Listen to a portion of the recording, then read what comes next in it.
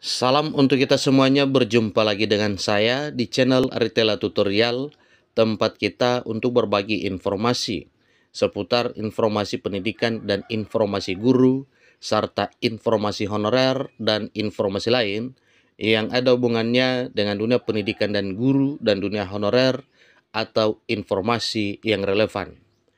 Pada pertemuan ini saya menyapa seluruh Bapak Ibu pensiunan PNS di mana saja berada. Saya yakin bahwa Bapak Ibu pensiunan PNS selalu semangat dan selalu dalam keadaan sehat walafiat.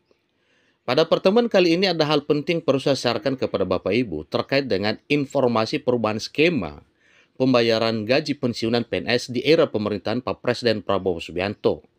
Nah, terkait dengan hal tersebut Bapak Ibu disampaikan secara singkat bahwa skema pensiunan PNS di era pemerintahan Pak Presiden Prabowo Subianto segera diubah dan tentunya ada pengaruhnya terhadap gaji dan penerimaan Bapak Ibu pensiunan setiap bulannya.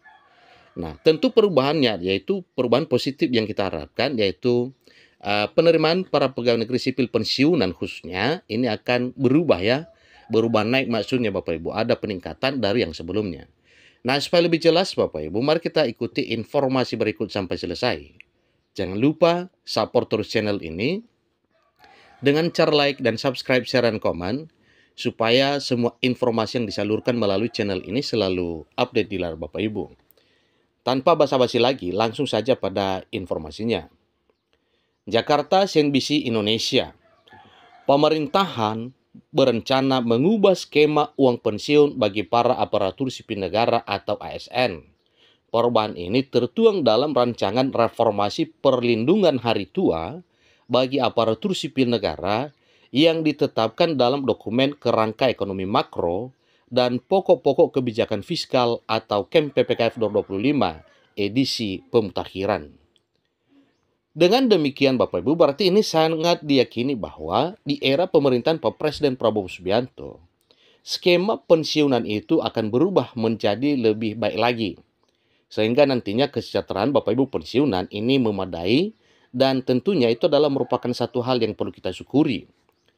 Reformasi skema perlindungan hari tua bagi aparatur sipil negara ini akan dilakukan dengan mempertimbangkan amanat Undang-Undang Nomor 20 Tahun 2023 tentang aparatur sipil negara atau yang disebut dengan Undang-Undang ASN. Undang-undang itu mengamanatkan dua substansi penting yang menjadi dasar bagi pemerintah untuk merancang desain reformasi pensiun bagi pegawai aparatur sipil negara. Yang pertama ialah pegawai pemerintah dengan perjanjian kerja atau P3K kini memiliki hak yang sama atas jaminan sosial sebagaimana halnya PNS, di antaranya terhadap jaminan pensiun atau JP dan jaminan hari tua atau JHT. Kedua, Undang-Undang Aparatur Sipil Negara juga secara tegas mengamanatkan pemberian JP dan JHT untuk pegawai aparatur sipil negara merupakan bentuk perlindungan kesinambungan penghasilan hari tua sebagai hak dan sebagai penghargaan atas pengabdian. Itu juga menjadi satu perbandingan besar kepada pemerintah dalam hal merubah skema pensiunan pada tahun 2025 tahun depan. Kita berdoakan Bapak Ibu kiranya hal ini nantinya menjadi satu realita. Pemerintah telah menyadari bahwa terdapat beberapa tantangan dari penyelenggaraan program pensiun bagi para pegawai negeri sipil atau PNS yang berjalan saat ini, dikutip dari dokumen KEM PPKF 2025 edisi pemutakhiran. Ini satu informasi yang dikutip per 18 Juli Bapak Ibu ya, pada bulan Juli yang lalu tahun 2024 tahun ini, dan ini ya sudah tertuang dalam dokumen KEM PPKF edisi pemutakhiran tahun 2025. Selain karena adanya amanat Undang-Undang Aparatur Sipil Negara, reformasi pensiun itu juga akan dilakukan karena adanya risiko penyelenggaraan program pensiun bagi para abdi negara saat ini. Pertama, manfaat pensiun yang diterima oleh pensiunan PNS relatif masih rendah dan dalam tren terus berkurang dibanding manfaat yang diterima PNS beberapa dekade yang lalu. Jadi itu juga menjadi satu perbincangan dan menjadi satu perbandingan kepada pemerintah sehingga nantinya skema dana pensiunan ini akan segera diubah. Kondisi ini tidak lepas dari formula perhitungan iuran maupun manfaat dari skema pensiun saat ini yang berbasis pada gaji pokok dan semakin bertambahnya rasio tunjangan kinerja terhadap total penghasilan pegawai negeri sipil sebagaimana dikutip dari dokumen KEM-PPKF ya, atau dokumen kebijakan ekonomi makro dan pokok-pokok kebijakan fiskal. Yang kedua, terdapat kesenjangan tingkat replacement ratio ya. Terdapat kesenjangan replacement ratio atau yang disingkat dengan RR antar jabatan. Ini RR cenderung lebih rendah untuk tingkat jabatan yang lebih tinggi.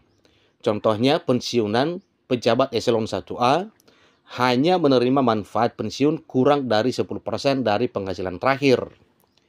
Selain perlindungan hari tua yang kurang memadai, rendahnya RR juga ditengarai menjadi salah satu pendorong perilaku koruptif. Sebagaimana temuan Komisi Pemberantasan Korupsi dalam kajian pada tahun 2024, sebagaimana dikutip dari dokumen itu.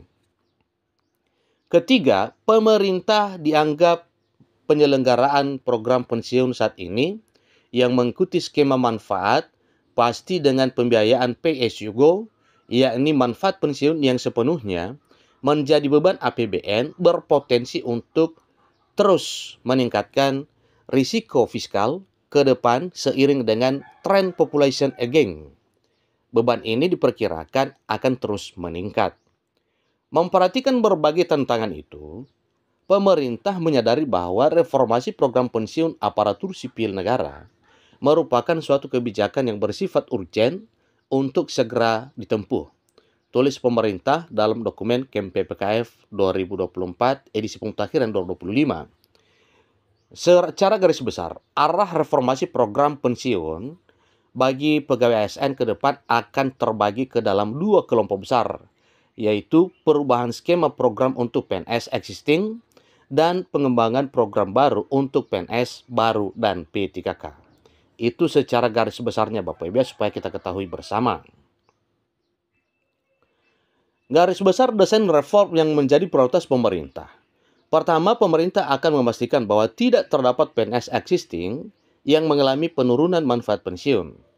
Untuk itu, program pelengkap dengan skema iuran pasti yang berbasis take home pay atau THP menjadi alternatif utama pemerintah. Kedua, program pensiun bagi PNS baru dan P3K akan diarahkan untuk mengikuti skema manfaat iuran pasti dengan formula iuran dan manfaat berbasis THP. Skema bagi pegawai baru ini akan didesain sehingga menghasilkan manfaat yang relatif lebih baik dari skema pensiun PNS saat ini. Penyesuaian skema dan besaran iuran berbasis THP, baik untuk PNS existing maupun PNS baru dan P3K, diharapkan mampu mendorong distribusi RR yang lebih wajar antar jabatan. Yang ketiga, yang menjadi dasar reformasi pensiun ASN adalah desain baru harus memastikan terwujudnya kesinambungan program dan kesinambungan fiskal. Hal ini diperlukan untuk memastikan terdapat perbaikan manfaat bagi ASN dan juga tidak memberikan beban bagi generasi mendatang. Yang keempat, desain reformasi akan membagi beban pensiun antara pemerintah pusat dan pemerintah daerah, di mana hal ini nantinya sesuai dengan prinsip bahwa pemberi kerja merupakan salah satu penanggung jawab dalam memberikan manfaat pensiun kepada seluruh aparatur sipil negara.